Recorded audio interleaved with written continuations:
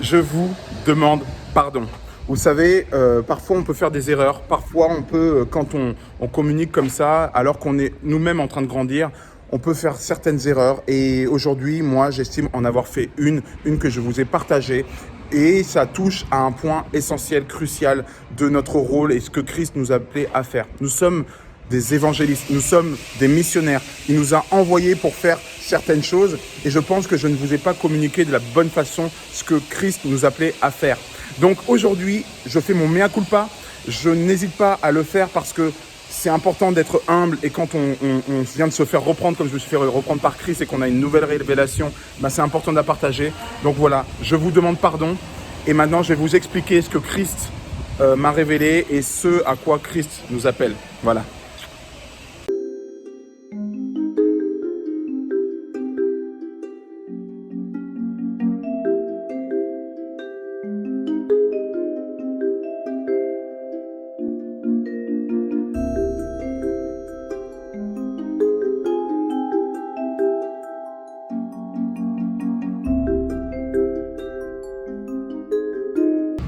Salut, message très important aujourd'hui.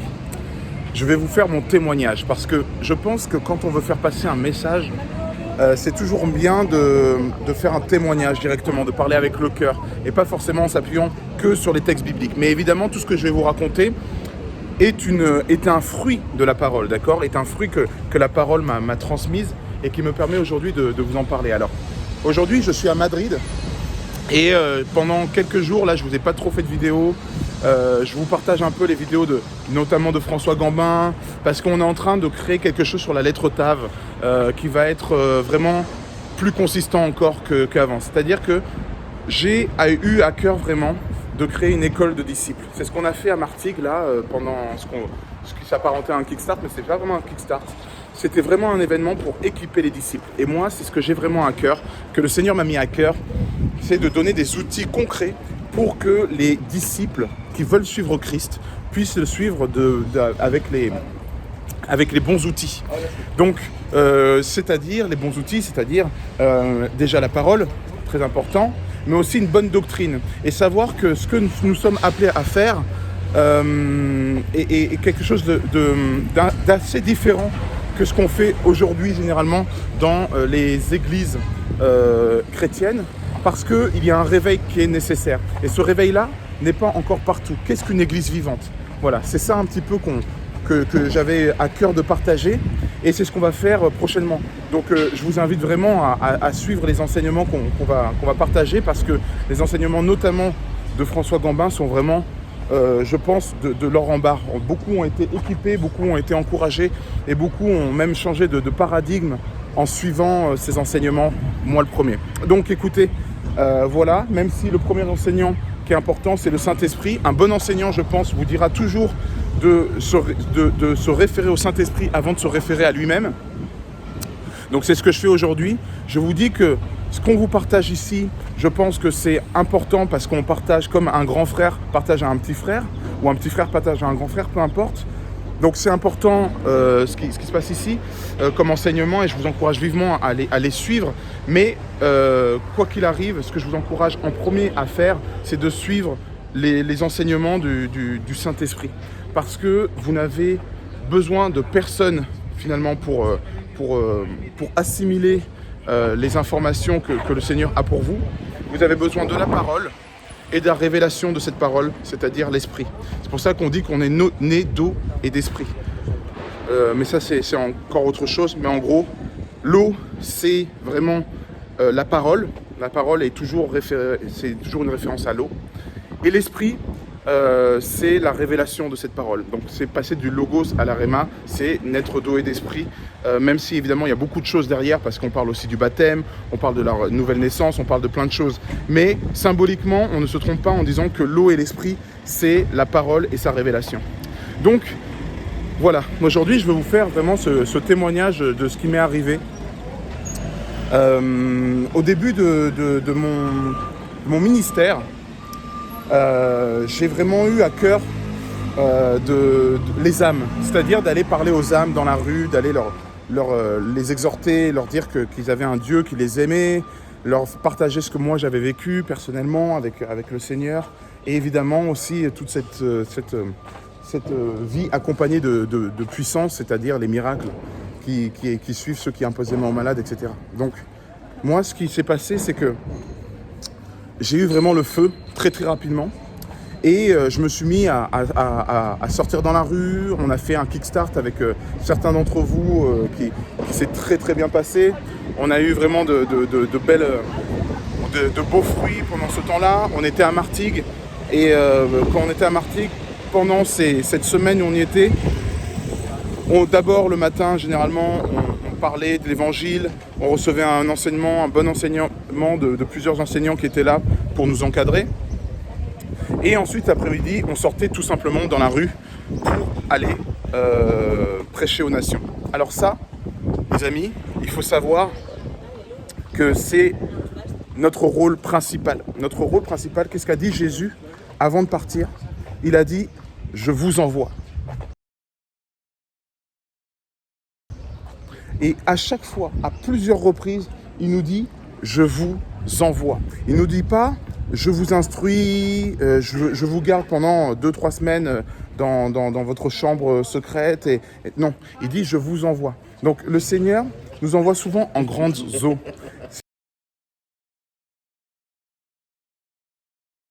C'est d'ailleurs la symbolique du bateau. Ça, c'est les chrétiens qui se retrouvent sur le bateau, d'accord, et qui se retrouvent en pleine tempête et qui sont en panique et qui essayent de réveiller Jésus, qui lui est en train de dormir. Et Jésus dit non, non, non, vous avez vraiment peu de foi. Il calme la mer, il calme le ciel, et les disciples sont largement étonnés. Mais qu'est-ce qui s'est passé à ce moment-là?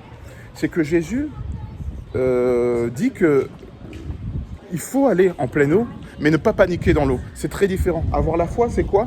Avoir une foi en action est très différente que d'avoir une foi dans sa chambre. C'est-à-dire qu'il nous envoie comme des brebis au milieu des loups.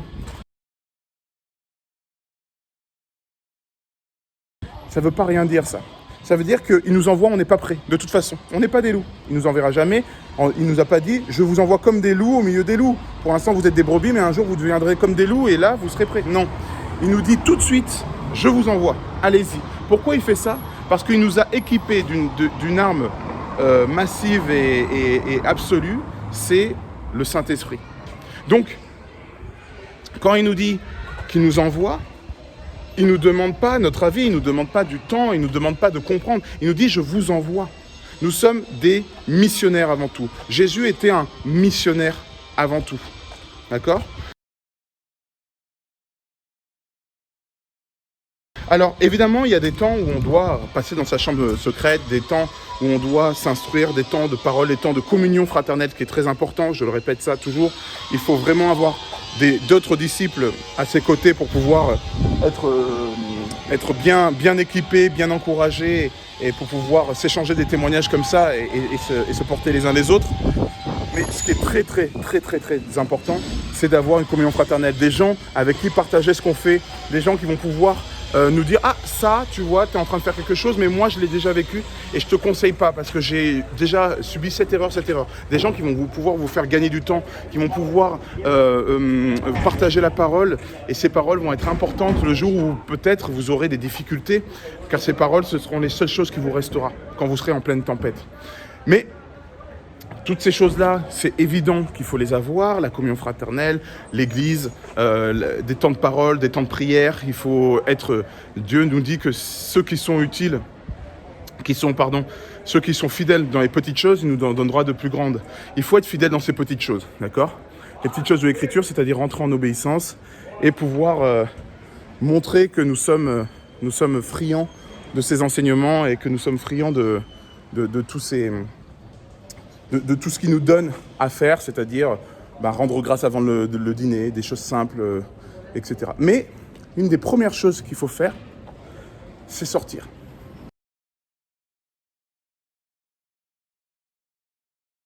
Alors quand je dis sortir, oui, il y a le côté sortir dans la rue, hein.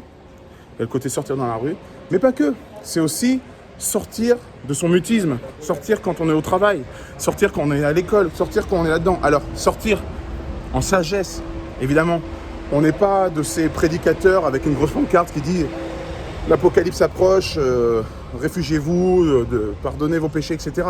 Non, il faut le faire de façon intelligente. Paul nous dit qu'il s'est fait tout avec tous. Donc avec les juifs, il était comme juif, avec les païens, il était païen, bien qu'il ne soit pas soumis à la même loi.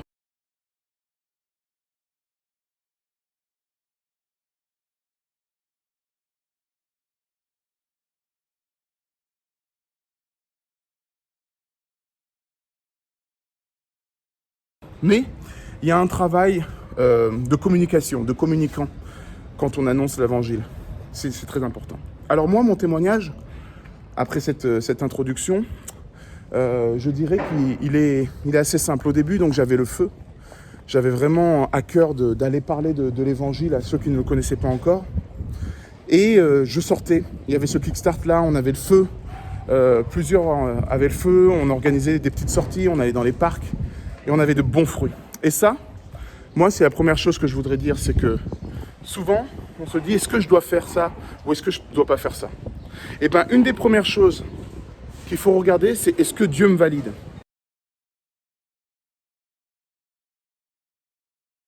Si vous sortez avec un esprit, un esprit pour le réveil des gens, et que ces gens-là sont réveillés, que vous voyez des guérisons miraculeuses de multiples, que vous voyez des miracles, que vous avez cette sensation de paix et en même temps de joie et d'excitation dans le ventre, que vous avez toutes ces choses-là, ça veut dire que l'esprit vous accompagne, l'esprit est avec vous. Et à ce moment-là, j'ai envie de dire, peu importe ce qu'on vous dira, foncez, foncez. Et là, l'esprit va vous travailler, l'esprit va vous apprendre les erreurs à faire et à ne pas faire, pardon. Comment les éviter? Il va aussi vous donner des challenges. Il va vous pousser dans vos retranchements, vous allez voir certaines choses et vous allez grandir en sagesse, grandir en expérience. Et vous allez pouvoir aller voir des gens et les aborder de façon tout à fait différente au fur et à mesure. Mais ça, ce sont des choses qui s'expérimentent sur le terrain. Vous savez,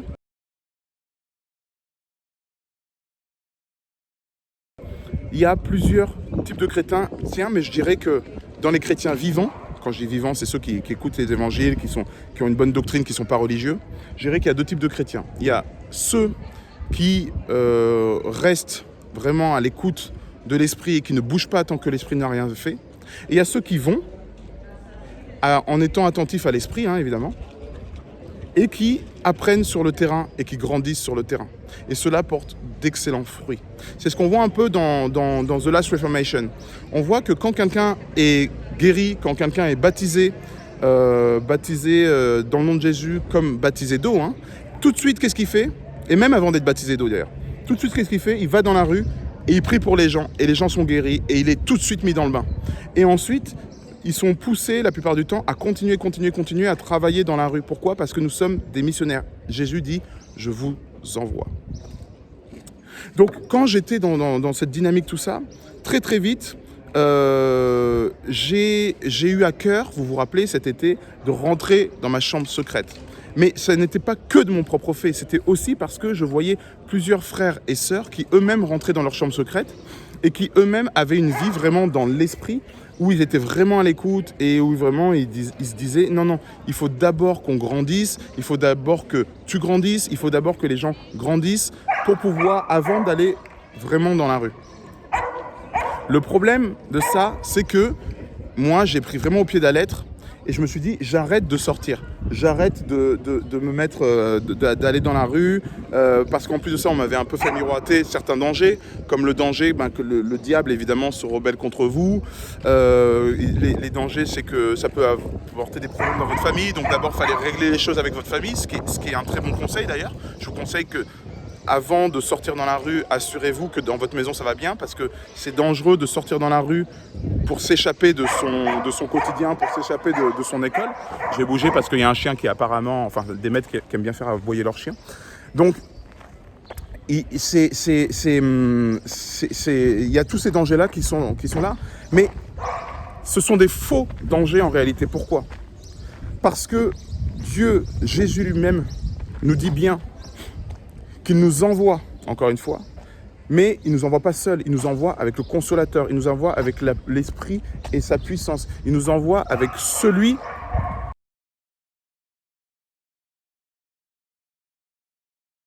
qui va de toute façon agir. C'est pas nous qui agissons, c'est pas nous qui imposons quand on impose les mains aux malades qui guérissons. Non, c'est Jésus qui guérit.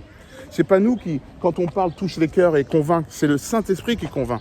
En fait, nous, on est juste là avec une arme de destruction massive qu'on doit amener aux nations pour que les nations puissent en profiter, tout simplement.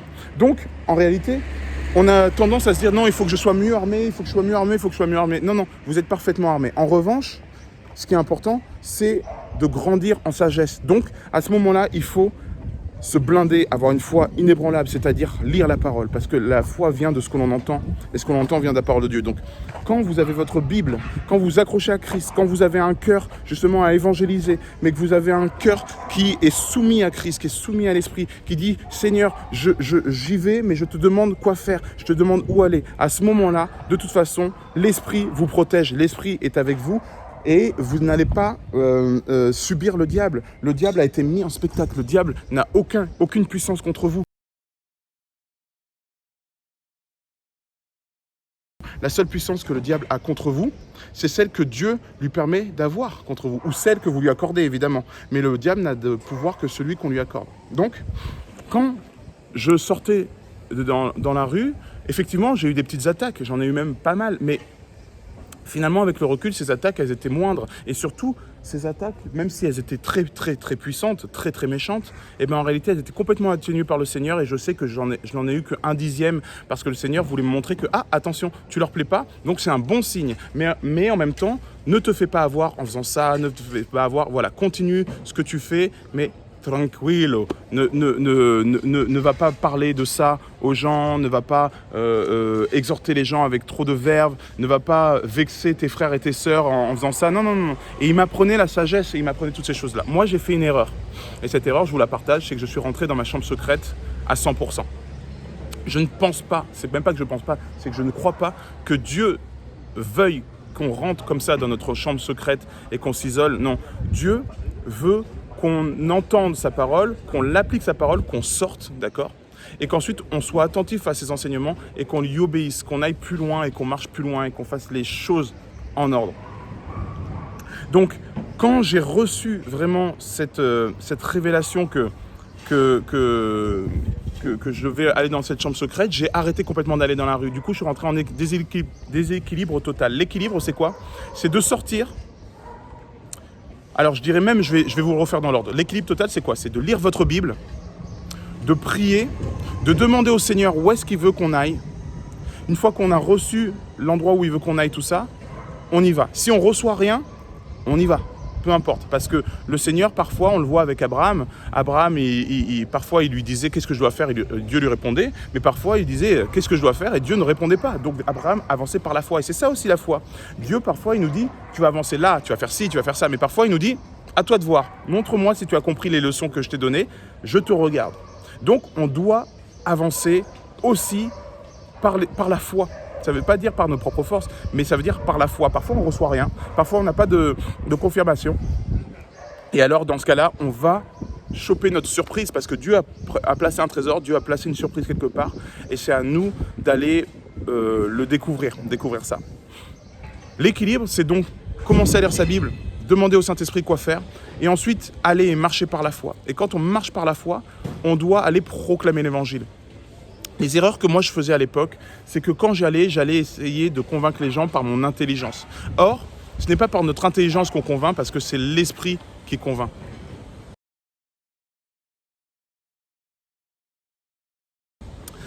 Ce n'est pas par notre intelligence qu'on va arriver à convaincre les gens, c'est en proclamant la parole. Et la parole, en fait, elle est ce qui active la puissance. D'accord ? L'eau est ce qui active l'esprit. Qu'est-ce qui se passe ? C'est que quand on va dans la rue et qu'on proclame la parole de Dieu, la parole est vivante et Dieu confirme sa parole par des miracles.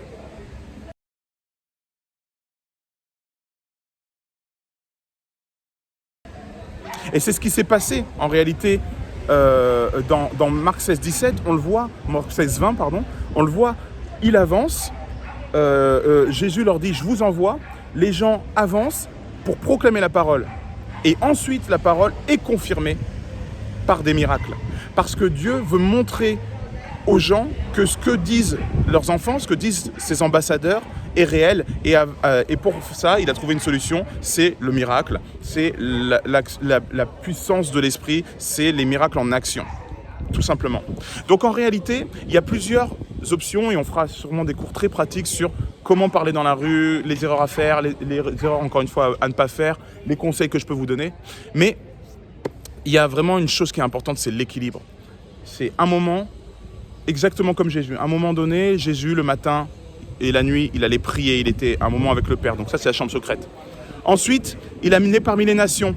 Il allait proclamer la bonne parole, il allait proclamer la bonne nouvelle aux nations. Les gens étaient guéris, il y avait des miracles, etc. Il était dans la rue, il sortait tout de suite.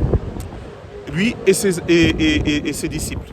Et ensuite, il allait en temps de communion fraternelle, c'est-à-dire l'église pour nous tous. Donc c'est hyper important. Nous, on est censé imiter qui? Christ. Donc, si on veut faire comme Christ, on doit être dans cet équilibre, dans cette balance totale. Ça veut dire que, entre guillemets, tous les jours, on devrait passer du temps dans la chambre secrète, prier, le louer, le glorifier, prendre nos informations de lui. Nous devrions aller dans la rue, prêcher la bonne nouvelle et dire des choses simples, juste parler, donner la parole. Dieu a tant aimé le monde qu'il a donné son Fils unique afin que quiconque croit en lui ait la vie éternelle, etc. Tu vois, des choses très simples. Parfois, on tombe sur des gens qui sont fermés à l'évangile, qui sont fermés à la parole, qui sont fermés. C'est pas grave. Moi, j'en profite quand même pour assimiler. Même si la personne est quasiment en train de m'insulter, je dis, il n'y a pas de souci, mais vous savez qu'il est le chemin, la vérité et la vie et que... Voilà. Et juste le fait de faire ça, on plante des graines. Juste même parfois, alors soyez bénis, que Dieu vous renforce, que Dieu ouvre vos oreilles spirituelles. Et la personne, peut-être que demain ou après-demain, va recevoir quelque chose, Dieu va ouvrir son cœur, l'esprit va agir en puissance, et vous, pendant que vous ne le verrez pas, la personne va être touchée. Alors, qu'est-ce qui s'est passé? C'est qu'ensuite, je suis resté dans ma chambre secrète, mais moi, je bouillonnais, d'accord? Je sentais que c'était pas juste, mais je comprenais pas. Je me disais, mais si, ce qu'on m'a dit, ce que je chante, c'est vrai, il faut que je reste dans ma chambre secrète, il faut que je continue à grandir là-dedans, mais il y a quelque chose qui me dérange, il y a quelque chose vraiment, j'ai le feu, et ce feu, est-ce qu'il n'est pas censé servir aux âmes qui sont perdues? Est-ce que je ne suis pas censé justement continuer je suis pas censé continuer à sortir quand même si je sors pas trop, que je sors un petit peu, mais j'en savais rien. Et je continuais à chercher sur ce sujet-là et à vous parler des choses que Dieu me mettait à cœur, ok? Donc ça a été une période magnifique parce que j'ai passé beaucoup de temps dans ma chambre secrète et c'est des temps que je n'avais pas assez. Donc j'ai retrouvé cette partie-là qui me manquait dans mon équilibre. En revanche, j'ai complètement éteint le reste. Et là, le Seigneur a commencé à me travailler en fin d'année, me retravailler en début d'année. Et là, maintenant, j'ai mes vraies révélations. C'est-à-dire qu'aujourd'hui, je sais qu'aucun homme, aucun humain, aucun frère, aucune sœur ne peut me dire ce que je dois faire parce que maintenant, je prends mes informations directement du Saint-Esprit, directement de Dieu. Je sais ce que j'ai à faire. Et ça, comment je suis arrivé à ce stade où je savais ce que j'avais à faire? C'est parce que j'ai mis ma foi en action. Et je suis allé vérifier. Je me suis dit, ok, qu'est-ce que dit la parole? La parole nous dit, sors, je vous envoie. Allez parmi les nations. On voit même le fameux Luc 10.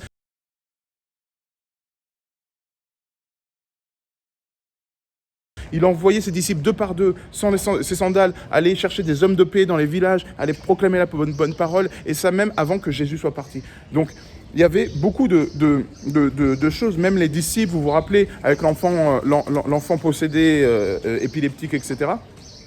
Dieu leur avait déjà donné la puissance de son esprit. Il n'avait pas soufflé son esprit en eux, mais par contre, il leur avait donné la puissance afin qu'ils puissent faire sa volonté. Donc, les apôtres, avant que Christ soit parti, faisaient déjà des miracles par le nom de Jésus-Christ. Ils étaient déjà dans la rue. Tout de suite, il n'a pas attendu que les gens soient baptisés du Saint-Esprit et qu'ils reçoivent les langues de feu de la Pentecôte. Non, il les a envoyés tout de suite. Il a dit, allez-y. Et ils s'entraînaient. Et ils arrivaient, Jésus, on n'y arrive pas. Il disait, homme de peu de foi, ne savez-vous pas que celui-là, c'est par le jeûne et prière qu'il part? Et bam, bam, bam, bam. Ils étaient dans le dur. Moi, je ne suis plus un chrétien d'université. Moi, je suis un chrétien CAP. C'est-à-dire que je suis directement maintenant directement dans le monde, directement dans l'entreprise. Vous savez, le CAP, c'est on teste directement dans l'entreprise ce qu'on a reçu de façon théorique, on l'applique de façon pratique dans notre vie. Et ben moi, c'est exactement ça. Moi, ce que je dis, c'est qu'il faut être dans la pratique absolument et tout de suite. Dès qu'on est nouveau-né, bam, tu viens de rencontrer Christ, tu viens de croire, donc tu es né de nouveau parce qu'il t'a pardonné tes péchés, parce qu'il t'a lavé, c'est fait, c'est absolu, c'est comme ça, tu as accepté, tu t'es repenti, tu as accepté Christ comme ton sauveur et Seigneur, tu n'es même pas encore baptisé d'eau, ben tu vas déjà dans la rue, tu vas déjà proclamer la bonne parole, tu y vas pas tout seul, c'est mieux d'y aller avec d'autres disciples, voilà, mais comme dans The Last Reformation, tout de suite tu y vas, tu es encadré, tu vas voir les miracles, tu vas voir les choses là et tu fais grossir ta foi. Et ensuite le soir, tu vas faire de la communion fraternelle. Et ensuite le matin, tu vas passer du temps avec ton Seigneur dans ta chambre secrète. Mais c'est directement de la pratique, c'est CAP chrétien, d'accord? Moi, je vous engage plutôt à prendre cette filière-là.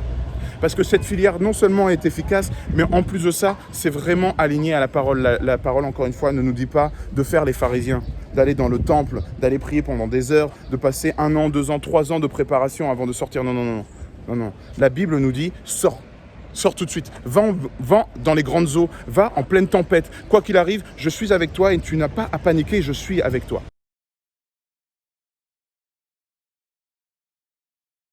Donc quand j'ai compris cette grande vérité, que j'ai eu la révélation et le Seigneur me l'a confirmé par de nombreuses paroles, et peut-être que je ferai un live où là on ira bien dans le texte biblique pour montrer à quel point ce que je vous raconte est biblique et juste.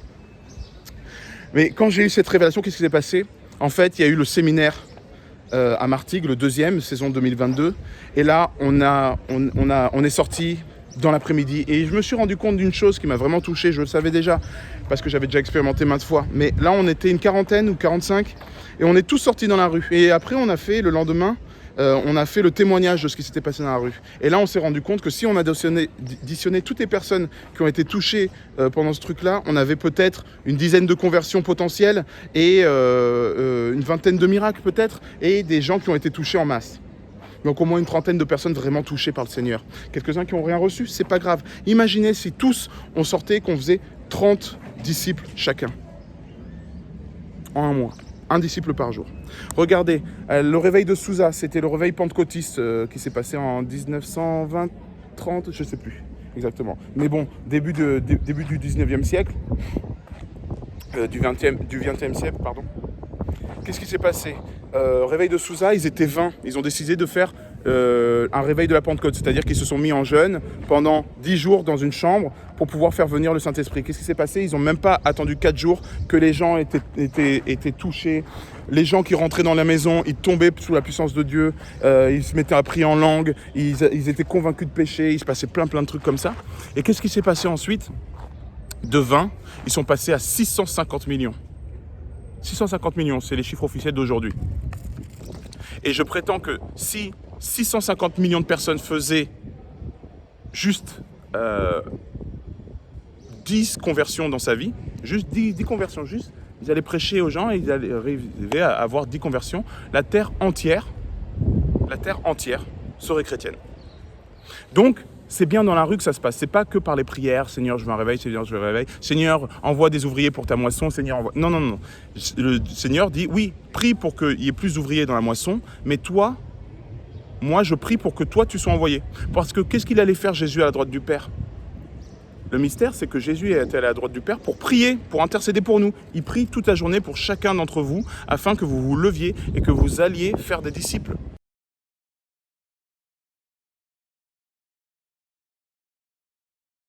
Il a prié au moins 1 heure pour vous, pour que vous puissiez aller faire ça. Pourquoi je dis 1 heure pour vous? Parce que quand il a décidé, quand il a prié à son Père pour savoir quels allaient être les 12 apôtres, il a passé 1 heure par apôtre. Rendez-vous compte aussi d'une chose, c'est qu'il a passé 1 heure sur le sujet de Judas.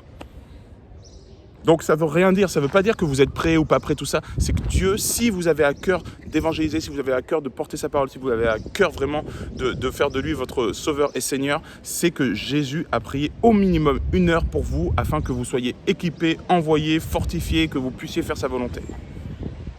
Donc, quand j'ai compris ça et que j'ai vécu le séjour à Martigues, qu'est-ce qui s'est passé? Là, je me suis dit, mince, il faut que je me rattrape. Eh bien, quand le soir, mon épouse était couchée ou qu'elle était en forme, tout ça, qu'est-ce que je faisais? Je prenais mes affaires, j'allais demander au Saint-Esprit où est-ce que tu veux que j'aille. Il me disait ce parc-là, cette place-là, cet endroit-là. Et j'y allais, et j'allais parler aux gens. Et qu'est-ce qui s'est passé? Quand j'étais là-bas, j'étais tout rouillé, j'avais un peu le cœur qui battait. Je me disais mince, en plus je suis seul. Donc je me dis, là je vois plein de groupes de jeunes, à gauche, à droite, des jeunes et des moins jeunes, hein, qui étaient assis et qui étaient en train de penser toute autre chose que Dieu. Et je me rappelle, la première fois que je suis sorti, j'étais un peu nerveux, j'étais là, j'écoutais des prêches pour me donner le feu, d'accord, je prie en langue, j'étais là. Et à un moment donné, je me suis dit, par qui je vais commencer, Seigneur? Et là, il m'a dit, tu vas tous les voir. Je fais, oh, Seigneur, tous. Déjà, j'hésite pour un, il dit, tu vas tous les voir. Et là, d'un coup, j'ai eu comme le feu, la conviction, et j'ai compris que j'étais équipé. Et là, je me suis levé, je suis allé voir les premiers. Et là, j'aurais parlé tout simplement, avec sourire. Excusez-moi, je peux vous poser une question? Je vous dérange pas. J'ai pris une distance de sécurité. C'est-à-dire que je me suis pas mis à 1 mètre quand tu vas voir une personne. Je me suis mis à 1m50, presque 2 mètres, d'accord? Et je leur disais, voilà, je peux vous poser une question? Ils disaient, oui, voilà. Et je me suis accroupi, mis un peu à leur niveau. Je dis, je reste pas longtemps, mais j'avais une petite question qui peut peut-être vous paraître étrange, mais est-ce que vous croyez en Dieu? Et là, les gens ont commencé à ouvrir leur cœur. Oui, moi non, j'y crois pas. Ah ben moi, j'y crois pas, mais je suis pas fermé. Ah ok, d'accord. Ben, est-ce que je peux vous raconter mon témoignage? Moi non plus, je croyais pas en Dieu, etc., etc. Et les personnes touchées, elles m'écoutaient. Waouh, ok, d'accord, ah très bien, c'est intéressant, ok, super. Ben merci beaucoup. En tout cas, merci pour ce que vous faites. Et à chaque fois, on me disait ça. Merci pour ce que vous faites. Il faut qu'il y ait plus de personnes comme vous, tout ça. Là. Ok.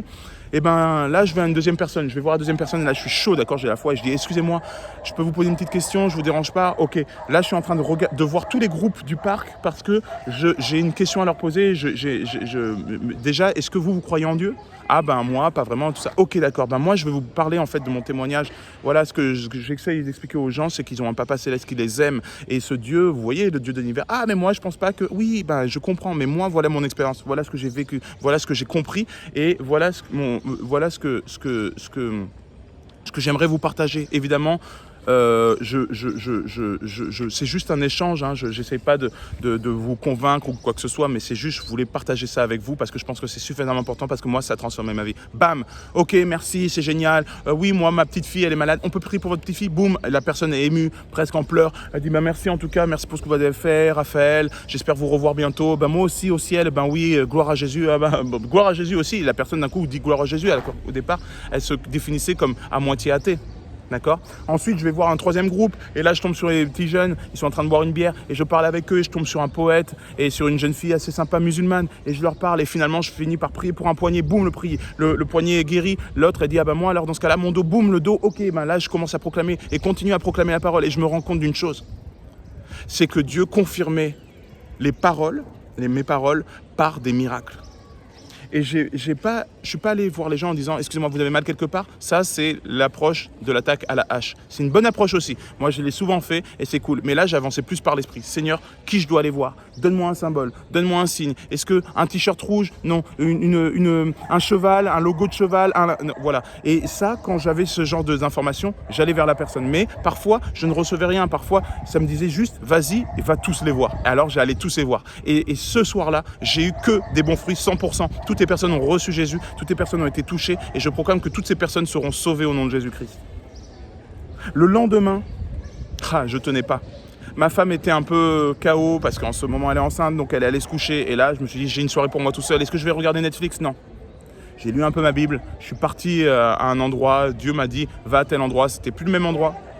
Je suis allé, j'ai lu ma Bible, j'ai attendu un peu, j'ai vu une personne qui m'a attiré. Et j'ai vu cette personne comme si je la reconnaissais. Mais je ne comprenais pas exactement ce que c'était, qui c'était, tout ça, là. Mais à ce moment-là, qu'est-ce qui s'est passé? C'est que j'ai reconnu que Dieu voulait que je sorte. J'ai reconnu que Dieu m'avait mis à cœur cette personne-là, ce petit jeune qui était assis là, et alors que je faisais le tour de 2-3 fois de cette place-là. Et j'ai compris qu'il fallait que j'y retourne. Je suis allé voir 2 personnes avant lui. Ces 2 personnes, elles ont un petit peu reçu, mais pas grand-chose, j'ai pas pu trop parler. Mais la 3e personne, celle que je suis revenu, le jeune homme était encore là. Cette personne-là, je vous dis qu'elle a reçu, qu'elle m'a dit « je t'aime » à la fin, qu'on a pu, et elle a pris mon numéro. Elle a dit c'est un truc de dingue parce que j'avais jamais entendu ça. Et c'est un truc de ouf, j'ai l'impression d'être dans un film. Ce jeune-là ne connaissait pas ça. Ce jeune-là, il devait avoir déjà bien la trentaine passée, donc il était en train de passer à côté de ces choses-là. Et il a reçu puissamment le message de Christ. Et aujourd'hui, il s'appelle Gary. S'il regarde cette vidéo, je t'embrasse, Gary, c'était mon frère. Cette personne-là est née de nouveau et je le proclame au nom de Jésus-Christ, c'est pour de vrai, d'accord? Et ça, c'était juste le fruit sur 2 jours. Sur 2 jours, je calcule, ça fait 1, 2, 3, 4, 5, 6, 7. 7 personnes touchées par Christ qui ont vraiment reçu une graine puissante. Je suis sorti que 2 jours. Et dans ces 2 jours, j'ai eu des guérisons, j'ai eu des miracles, j'ai eu des paroles de connaissance, j'ai eu des choses, des dons que je demande au Seigneur. Seigneur, donne-moi le don de connaissance, donne-moi le don de ci, donne-moi le don de ça. Et je ne sens rien, je ne comprends pas qu'est-ce qui se passe, mais bon, bah sûrement que... Mais non, c'est parce que cette puissance n'est activée que quand vous allez annoncer la bonne parole. Imaginez que vous invitez Carl Lewis chez vous. Vous invitez Carl Lewis, vous lui servez un petit café, vous lui dites alors Carl Lewis, comment vous allez? Carl Lewis mange un petit biscuit, Carl Lewis boit un café, et vous dites mais lui il est champion du 100 mètres, lui c'est un sprinter, il boit le café exactement comme moi, c'est le même. Est-ce que vous pensez que Carl Lewis, quand il est assis sur votre fauteuil, il sent la puissance qui est en lui, la puissance qui lui fait parcourir les 100 mètres en je ne sais pas combien de secondes? Non, il ne sent rien du tout, parce qu'il n'a pas besoin de cette puissance pour boire son café. En revanche, si vous mettez le même Carl Lewis l'après-midi sur votre pelouse et vous tirez un coup de feu en l'air, vous allez voir qu'il va déraciner votre séquoia. Pourquoi? Parce que Carl Lewis a toute une puissance, mais qui est active à partir du moment où il a décidé qu'il fallait péter le score. Et bien vous, c'est exactement pareil. Est-ce que vous sentez le Saint-Esprit? Est-ce que vous sentez sa puissance pendant que vous êtes assis dans votre chambre secrète? Non, en aucun cas. Parfois, vous pouvez ressentir un petit peu la présence de Dieu. Ah, merci, alléluia, je sens quelque chose. Il est par là, la présence de Dieu est là. Et c'est quelque chose qui est fort. Et je vous souhaite d'avoir des expériences avec Dieu parce que j'en ai de nombreuses et c'est merveilleux de sentir son amour et sa présence. En revanche, le Seigneur n'activera cette puissance qu'il a mis en vous qu'à partir du moment où vous serez en action, à partir du moment où vous serez sur le starting block et vous serez là pour proclamer sa parole. Pourquoi? Parce qu'il a dit, je vous envoie comme des brebis au milieu des loups, je vous envoie aller prêcher à toutes les nations mon évangile. Et mes miracles accompagneront pour confirmer votre parole.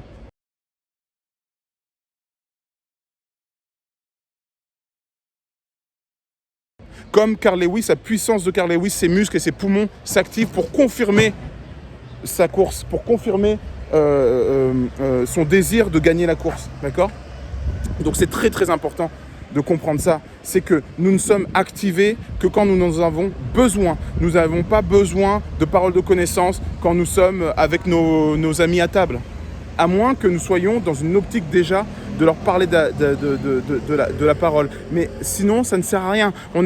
C'est pas parce que vous n'allez pas avoir le don de guérison pour guérir votre chien parce qu'il est un peu malade là. Non, vous allez avoir le don de guérison pour guérir le chien parce que ce chien-là, si vous le guérissez, son propriétaire va être largement touché par la parole et que ce sera un miracle qui confirmera la parole, d'accord? Donc, quand on sort dans la rue, c'est d'abord pour proclamer la bonne nouvelle. Et quand on proclame la bonne nouvelle, Dieu vient et ne nous laisse pas tomber, il nous soutient par la puissance des miracles. Donc, si on veut commencer à expérimenter vraiment l'obéissance et expérimenter vraiment la puissance de Dieu et vraiment sa présence et vraiment tout ça, nous devons être chargés de sa parole, nous devons faire cette parole une vérité par son esprit et nous devons aller en action, nous devons aller dans la rue, nous devons aller parler de la bonne parole et nous devons faire se lever les gens. En réalité, nous sommes tous censés être non pas des évangélistes, mais être des porteurs de la bonne parole. Être des ambassadeurs. Un ambassadeur, qu'est-ce qu'il fait? Il va dans un autre pays pour proclamer les mœurs et les coutumes de son propre pays. Et il va faire ça pour que les gens dans cet autre pays puissent le découvrir, puissent découvrir cette vérité. Donc nous sommes appelés à faire ça avant tout. Et je vous promets qu'il y a un avant, après. J'ai retrouvé ma première nature, j'ai retrouvé ma première intuition. Et là, maintenant, je suis même en Espagne. Je suis en Espagne en ce moment, pour faire un mur. Il n'est pas là, hein. Mais j'ai fait un mur parce que je suis artiste, vous savez. Et je suis allé dessiner un mur. Et là, qu'est-ce que j'ai fait? Eh bien, au lieu comme je ne parle pas espagnol et que je galère vraiment en espagnol, j'ai fait une image très biblique, où je parlais de l'arche de Noé et de Dieu qui envoie son fils et y a une main qui est dans l'eau et qui cherche, qui appelle au secours et elle veut retrouver, elle veut être sauvée et Dieu envoie une clé et cette clé ouvre la clé de son cœur et dans son cœur sort son fils. Enfin voilà, j'ai fait tout un truc comme ça et c'est d'évangélisation pour que les gens... Et ensuite j'ai écrit une petite phrase en dessous avec écrit « Le monde c'est toi », j'ai barré toi et j'ai écrit « Le monde c'est l'eau ». L'eau, c'est le monde. Et avant, j'avais écrit « L'eau, c'est toi ». Voilà, pour que les gens comprennent que la main qui est dans l'eau, c'était les personnes qui ont besoin de Christ. Et en dessous, j'écris Juan 13,6. Pourquoi? Parce que c'est justement la parole que Dieu a tant aimé le monde qu'il a envoyé son Fils unique, afin que voilà. Comme ça, les gens, au départ, ils sont touchés, ils disent waouh, esthétiquement c'est bien, mais qu'est-ce que ça veut dire? Et là, je leur dis, c'est comme l'arche de Noé, et ça c'est comme Dieu, et ça c'est comme le monde qui souffre, et ce monde appelle Dieu, et Dieu ouvre le clé de son cœur et envoie le Fils. Et là, ils sont là, waouh, ok, d'accord. Mais j'aime beaucoup. Et comme leur cœur est déjà ouvert, je peux évangéliser. J'ai évangélisé beaucoup d'Espagnols, sans même parler l'espagnol. Pourquoi? Parce que la puissance du Saint-Esprit est venue toucher leur cœur, parce que j'ai fait une fresque, et dans cette fresque qui était inspirée directement par le Seigneur, j'ai pu toucher les gens. Ils ont demandé d'eux-mêmes, ils venaient en disant j'ai soif, qu'est-ce que ça veut dire ton dessin? Et là, je leur ai expliqué que la vraie soif qu'ils avaient, c'est celle de Dieu. Et il y a des gens qui ont été touchés, qui ont dit ah oui, ok, là, ils sont partis avec une petite graine, ils ont pris ces photos-là, ils ont peut-être mis sur les réseaux sociaux, et quand ils reverront cette photo, qu'est-ce qu'ils vont faire? Ils vont se dire ah oui, je me rappelle, ça parle de Christ. Vous voyez, donc des occasions d'évangéliser, des occasions de porter la parole, il y en a des millions. Mais l'important, c'est qu'à chaque fois que vous prendrez ça à cœur, à chaque fois que vous mettrez en action cette volonté que de proclamer la parole, Dieu viendra derrière vous appuyer de ces miracles, vous appuyer de son esprit. Il va se passer des choses surnaturelles tous les jours. Et il y a des gens qui vont être massivement touchés si vous mettez ça en application. Je ferai une prochaine vidéo, vraiment, peut-être même que j'essaierai de me filmer dans la rue pendant une sortie d'évangélisation, je ne sais pas encore. Mais en tout cas, je peux vous dire une chose, c'est que peu importe ce qu'on vous dit, peu importe si on vous dit c'est dangereux, c'est pas dangereux tout ça, peu importe votre niveau spirituel, vous êtes un bébé spirituel ou vous êtes déjà un peu mature, etc. Sortez. Allez parler aux gens, allez leur dire que Jésus est vivant, parce que vous voyez, cette personne-là va peut-être en enfer. Cette personne-là va peut-être en enfer. Et plein de personnes là vont peut-être en enfer. Je suis en plein quartier de Malasaña en Espagne. Et je vous promets que ce quartier, pour ceux qui connaissent, c'est un quartier où beaucoup se prédestinent à l'enfer. Mais je proclame aussi que Dieu est en train de réveiller l'Europe et que l'Europe sera sauvée. Il y a beaucoup de mouvements, beaucoup de gens qui reçoivent là-dessus. Mais moi, je veux faire partie de ce réveil. Pourquoi? Parce que Dieu a prié pour moi afin que je me lève. Et aujourd'hui, cette prière est exaucée. Merci Seigneur. Et je proclame que cette prière est exaucée et maintenant je me lève. Tant que j'aurai une voix et des jambes pour aller l'annoncer, j'irai annoncer la bonne parole. J'espère que cette vidéo vous aura parlé. J'espère que ce témoignage vous aura parlé. Ça, c'est mon témoignage. Je me suis endormi un moment et je pense que j'ai un peu adopté aussi un micro-esprit religieux en faisant ça, en m'endormant sur mes acquis et en me disant que il fallait pas que je sorte, en ayant peur quand on me disait tu vas te faire attaquer, c'est pas bon, le diable sera pas content, donc d'abord sois bien prêt, tout ça. C'est presque un esprit religieux parce que c'est comme si je devais y aller avec mes propres forces. Mais aujourd'hui j'ai compris que ce n'est pas moi qui marchais, mais c'est Christ qui marche en moi, parce que ce n'est pas moi qui vis, c'est Christ qui vit en moi. Je ne crains rien. Il a déjà tout accompli, il a déjà tout vaincu. Il a mis en spectacle le diable devant la croix. Il a mis en spectacle. D'accord? Donc la puissance qui est en moi, quand le diable et ses démons les voient, ils courent, ils fuient en courant. Parce que rien de ce qui peut m'arriver n'est hors de la souveraineté de Dieu. Rien du tout. Donc je n'ai en aucun cas peur. Je suis comme une brebis au milieu des loups, j'en suis conscient. Et c'est ce que Dieu a voulu. Alors, j'avance en foi, en fermeté, avec comme appui la parole. La parole, je la dévore jour et nuit. Vous n'y échapperez pas si vous voulez arriver à ce que ça se passe bien. Vous devez avoir votre épée. L'épée, c'est la parole, vous vous rappelez dans l'armure du chrétien, la parole que donne l'esprit. Mais vous devez aussi avoir votre bouclier. Le bouclier, c'est la foi. Vous devez avoir cette foi que vous ne serez pas atteint. Cette foi que l'ennemi ne peut rien contre vous. Cette foi qu'en avançant, vous avancerez en puissance.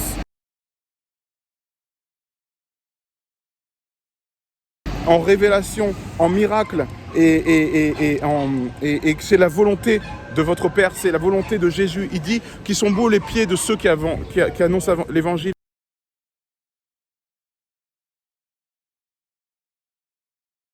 Je vous le dis, si vous sortez, à chaque seconde où vous sortirez, Jésus sera derrière vous et il sourira de tout son cœur, il vous validera et de tout son cœur il dira merci mon fils, merci ma fille d'être sorti pour moi, merci d'obtenir ce pourquoi j'ai payé le prix sur la croix, parce que j'ai fait couler mon sang afin que cette personne soit touchée.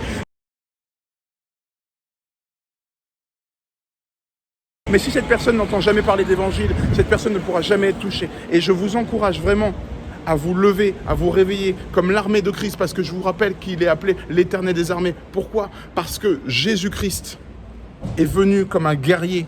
Il est venu comme un guerrier pour réveiller les nations. Et il compte sur vous. Et il a fait en sorte que vous vous réveillez, non pas pour avoir des bénédictions et pour aller au paradis tranquillement. Non, il vous a réveillé pour vous réveiller les autres. Et ça se passe tout de suite maintenant. Ça se passe dans toutes les... ça se passe en tout instant, dans tous les pays, que vous parlez même la langue ou pas la langue, mais vous devez sortir. Il faut que vos pieds, que donne le zèle de l'évangile, soient utiles au royaume. Et en réalité, je vais même vous dire une chose. Et je suis désolé, je demande pardon au Seigneur s'il pense que c'est trop ce que j'ai dit. Mais je pense que c'est une faute grave que de ne pas sortir.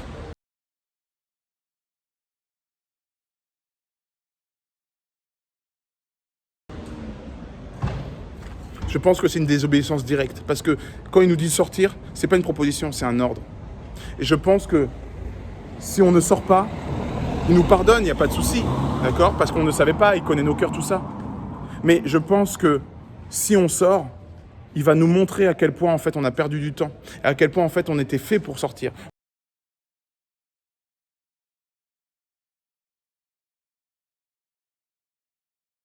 On était comme des Ferrari dans un garage en train de se faire astiquer. Mais en réalité, il nous veut sur l'autoroute, il nous veut sur un circuit, il nous veut en pleine action parce qu'il n'a pas fait de nous des Ferrari, il n'a pas placé son Saint-Esprit pour qu'on dorme. Il a placé son Saint-Esprit afin qu'on voit des résultats. Et je vous donnerai encore un dernier conseil, moi, qui m'a vraiment... quelque chose dont je me suis vraiment libéré. Ça a vraiment été une bénédiction quand je me suis libéré de ça. N'écoutez pas les contre-témoignages de vos frères et vos sœurs. Vos frères et vos sœurs vont peut-être vous dire, vous savez, moi, j'ai prié, je suis sorti, il est arrivé ça dans ma vie. Je me suis fait grave attaquer, donc j'ai arrêté. Ou alors, moi, vous savez, j'ai prié pour des malades, mais les malades sont plus vraiment guéris. Ça m'est arrivé, donc si vous ne voyez pas de guérison tout de suite, arrêtez tout de suite. Ça, c'est des contre-témoignages. Ça fait mentir la Bible.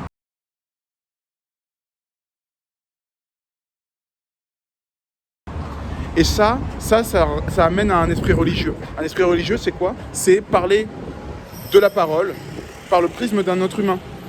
Donc moi, je me suis libéré de ça. Et je vous dis une chose, c'est qu'aujourd'hui, j'avance comme un enfant. J'avance comme si je ne savais rien. Tout ce que je sais, c'est que j'ai un ordre de mon Père, j'ai la parole dans mon cœur. Cette parole porte du fruit en moi et je vais la porter aux autres. Et de façon très simple. Très simple. Excuse-moi, est-ce que tu sais que Dieu t'aime? Est-ce que tu sais que Jésus est mort pour porter tes péchés? Est-ce que tu sais que son sang te protège, que son sang a coulé afin que tu puisses avoir un accès au Père? Mais il faut que tu l'acceptes, tout simplement. Et là, est-ce que je peux prier pour toi? Boum, miracle. Est-ce que je peux prier pour toi? Boum, les cœurs sont ouverts. Est-ce que je peux prier pour toi?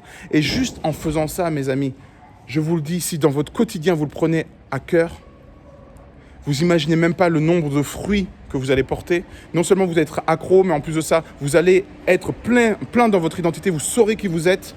Vous allez vivre une vie de miracle. Vous allez activer plein de personnes. Vous allez être projeté dans votre ministère parce que vous avez un ministère sur cette terre. Et vous avez des projets de bonheur que Dieu a prévus pour vous. Mais je vous le dis, les anges là-haut qui vous observent vous célébreront à votre retour. Votre couronne sera bien plus importante. Et il va se passer des choses. Plus vous approcherez de Christ sur cette terre, plus vous approcherez de Christ là-haut.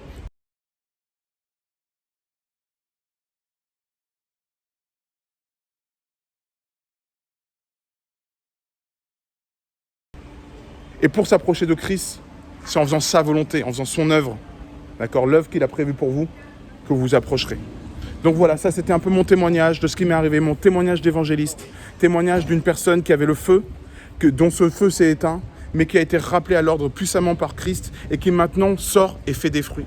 Et aujourd'hui, je vous le dis, la lettre Tave, c'est une chaîne qui est faite pour les missionnaires, pour ceux qui veulent, pour une armée d'adorateurs, mais aussi une armée d'évangélistes, des personnes qui veulent aller proclamer la bonne parole, des personnes qui veulent voir le miracle, des personnes qui ont soif des promesses de Dieu et des personnes qui sont dans l'obéissance. Voilà ce que c'est la lettre Tave. Et je vous encourage vraiment, si vous avez des questions, si vous voulez sortir dans l'évangile et tout ça, écrivez-moi. Écrivez-nous, mais il va se passer de grandes choses. Et ces révélations vont donner techniquement suite à plusieurs choses, des séminaires, des rencontres, des sorties dans la rue en groupe. Il va se passer plein de trucs. Pourquoi? Parce que aujourd'hui, j'ai embrassé mon appel en comprenant ces choses-là et je vous le partage dans cette vidéo. Voilà. Écoutez, je vous embrasse. Je vous dis, soyez bénis et je prie vraiment pour que ces paroles que je vous ai communiquées puissent vraiment toucher votre cœur et que vous ayez un appel et que ce feu que j'ai en moi puisse vraiment être communiqué à vous et que ce feu brûle en vous et que vous ne restiez pas dans votre chambre secrète, que vous ne restiez pas sur votre canapé, mais qu'au contraire, vous sortiez et que vous alliez parler à vos futurs frères et sœurs de l'Évangile. Voilà ma prière pour vous. Je vous souhaite vraiment de rentrer dans votre appel, rentrer dans votre ministère, et je vous souhaite vraiment de vivre la vie vivante, vivifiante que Christ a prévue pour vous. Allez, bye, soyez bénis.